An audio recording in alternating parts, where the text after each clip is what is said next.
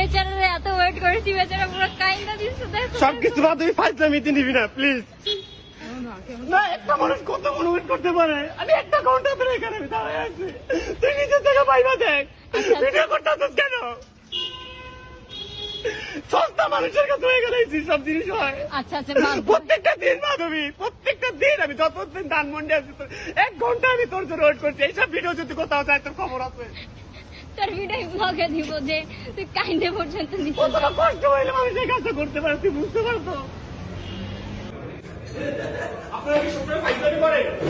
কতদিন ধরে এখানে বসে 10 মিনিট ধরে বসে আপনার তুই চুপ থাক, এখানে কথা বলে আমার জায়গা থেকে তুই বুঝতি, তুই চুপ থাক।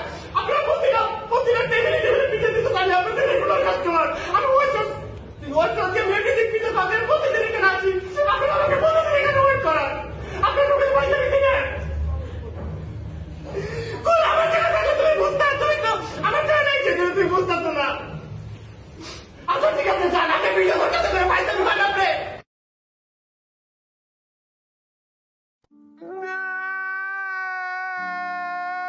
खत्म।